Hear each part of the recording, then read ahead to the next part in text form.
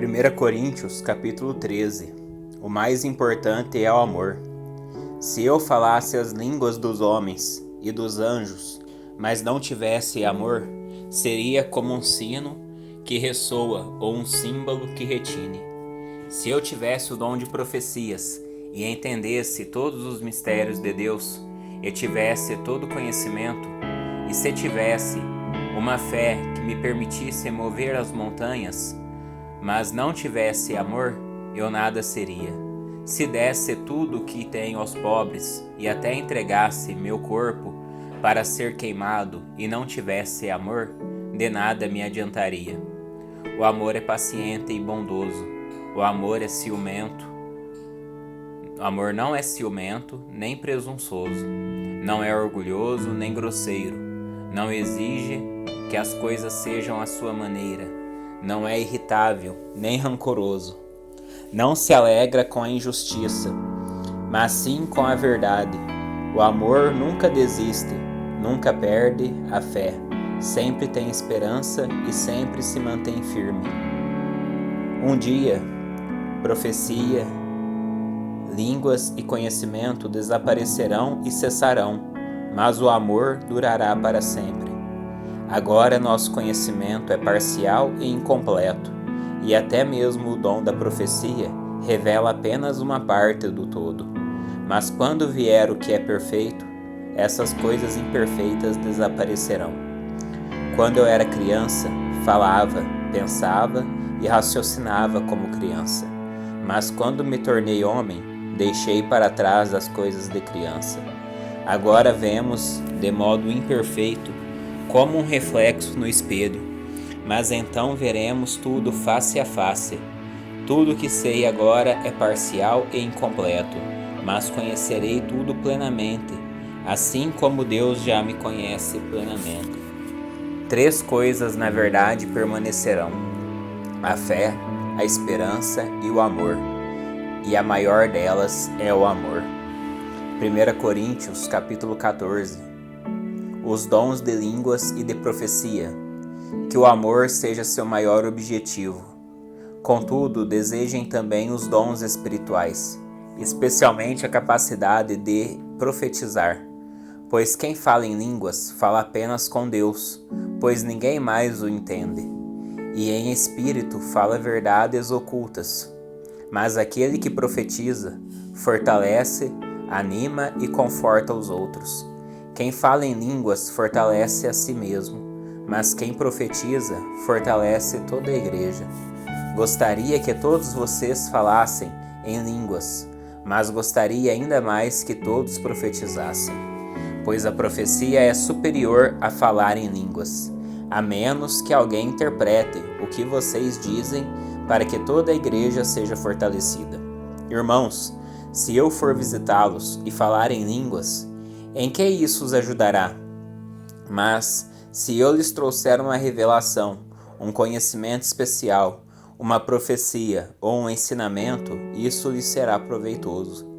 Até mesmo instrumentos inanimados como a flauta ou a harpa precisam soar as notas com clareza. Do contrário, ninguém reconhecerá a melodia. E se a trombeta não emitir um toque nítido, como os soldados saberão que estão sendo convocados para a batalha? O mesmo acontece com vocês. Se usarem palavras incompreensíveis, como alguém saberá o que estão dizendo? Será o mesmo que falar ao vento. Há muitos idiomas no mundo e todos têm sentido. Mas se eu não entendo um idioma, sou estrangeiro para quem o fala e ele é estrangeiro para mim. O mesmo se aplica a vocês. Uma vez que estão ansiosos para ter os dons espirituais, busquem os dons que fortalecerão a igreja toda. Portanto, quem fala em línguas deve orar pedindo também a capacidade de interpretar o que é dito. Pois se oro em línguas, meu espírito ora, mas eu não entendo o que estou dizendo. Então o que devo fazer? Orarei no espírito e também orarei em palavras que entendo. Cantarei no espírito e também cantarei em palavras que entendo. Pois se louvarem apenas no espírito, como poderão louvar com vocês aqueles que não os entendem? Como poderão agradecer com vocês se não entendem o que estão dizendo? Vocês darão graças muito bem, mas não fortalecerão aqueles que os ouvem. Dou graças a Deus porque falo em línguas, mais que qualquer um de vocês. Contudo, numa reunião da igreja, prefiro dizer 5 palavras compreensíveis que ajudem os outros a falar 10.000 palavras em outra língua. Irmãos, não sejam infantis no entendimento dessas coisas. Sejam inocentes como bebês com relação ao mal, mas sejam maduros no entendimento. Pois as Escrituras dizem: falarei a este povo em línguas estranhas e por meio de lábios estrangeiros. Mesmo assim, este povo não me ouvirá, diz o Senhor. Portanto, falar em línguas é um sinal não para os que creem, mas para os descrentes. A profecia, contudo, é para os que creem e não para os descrentes.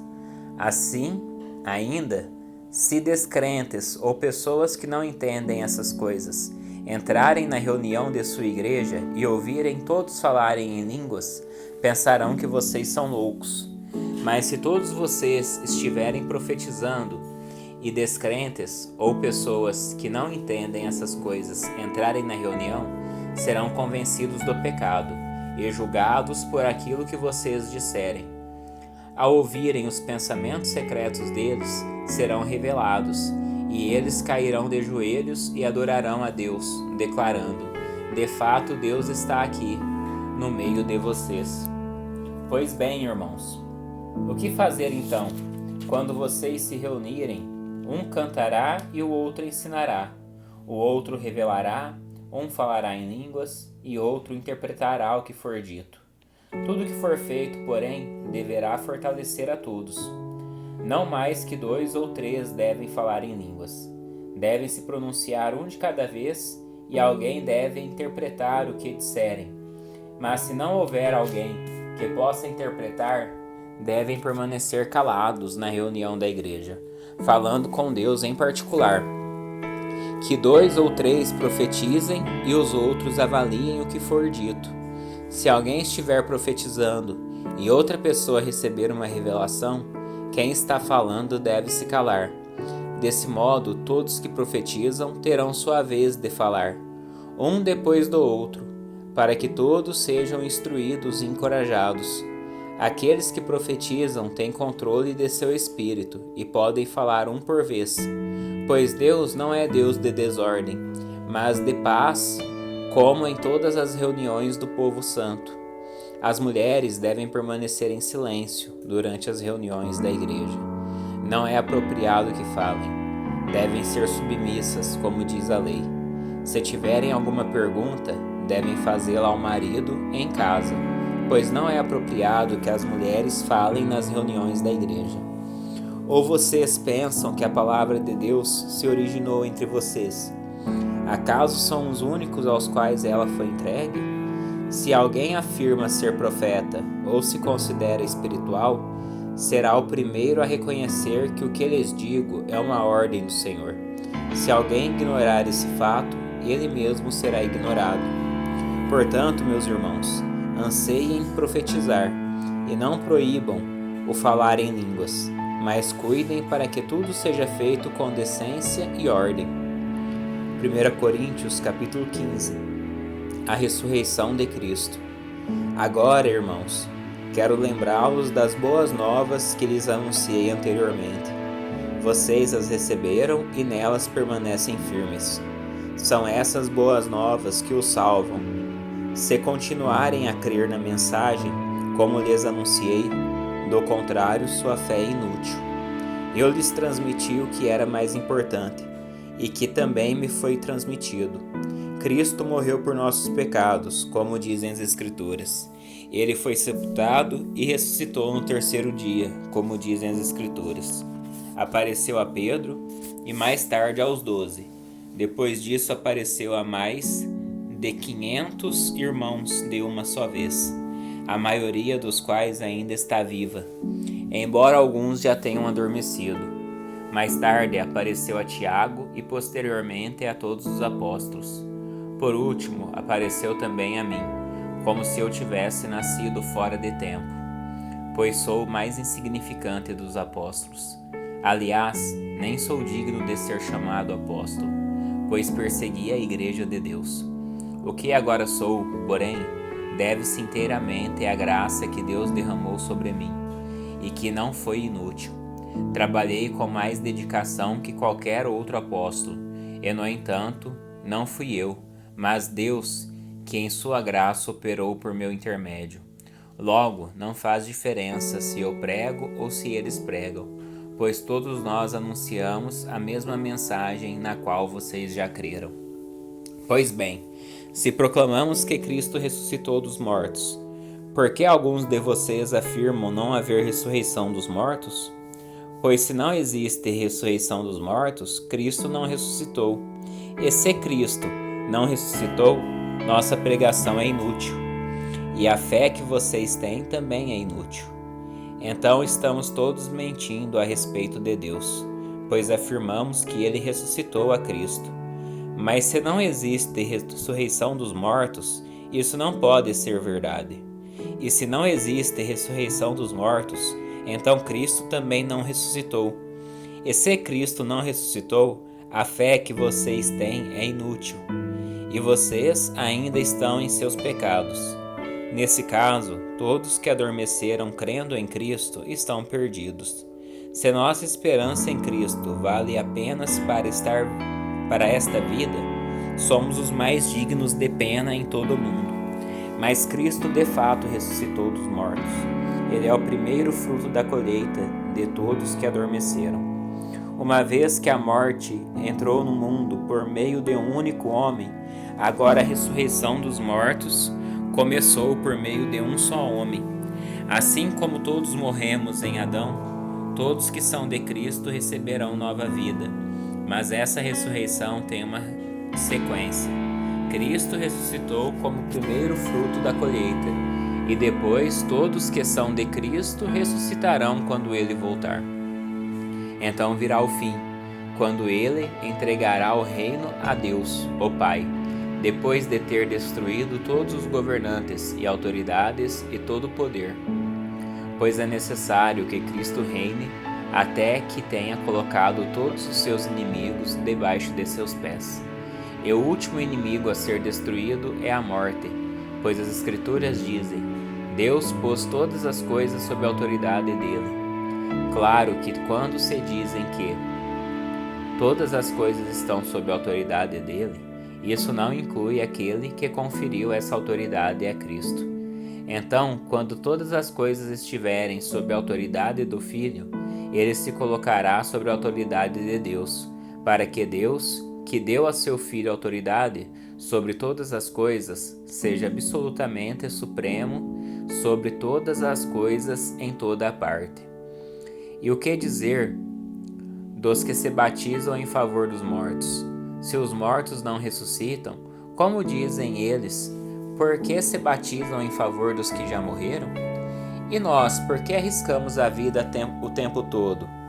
Pois eu afirmo, irmãos, que enfrento a morte diariamente, assim como afirmo o meu orgulho daquilo que Cristo Jesus, nosso Senhor, fez em vocês. E se não haverá ressurreição dos mortos, de que me adiantou ter lutado contra feras, isto é, aquela gente de Éfeso? Se não há ressurreição, comamos e bebamos, porque amanhã morreremos. Não se deixem enganar pelo que dizem essas coisas, pois as más companhias corrompem o bom caráter. Pensem bem sobre o que é certo e parem de pecar, pois para sua vergonha eu lhes digo que alguns de vocês não têm o menor conhecimento de Deus. Alguém pode perguntar: como os mortos ressuscitarão? Que tipo de corpo terão? Que perguntas tolas! A semente só cresce e se transforma em planta depois que morre. Aquilo que se coloca no solo não é a planta que crescerá, mas apenas uma semente de trigo ou de alguma outra planta. Então Deus lhe dá um novo corpo como Ele quer. Um tipo diferente de planta cresce de cada tipo de semente. Da mesma forma, há tipos diferentes de carne. Um tipo para os seres humanos, outro para os animais, outro para as aves e outro para os peixes. Também há corpos celestes e corpos terrestres. A glória dos corpos celestes é diferente da glória dos corpos terrestres. O sol tem um tipo de glória, enquanto a lua e as estrelas têm outro. E até mesmo as estrelas diferem em glória uma das outras. O mesmo acontece com a ressurreição dos mortos. Quando morremos, o corpo terreno é plantado no solo, mas ressuscitará para viver para sempre. Nosso corpo é enterrado em desonra, mas ressuscitará em glória.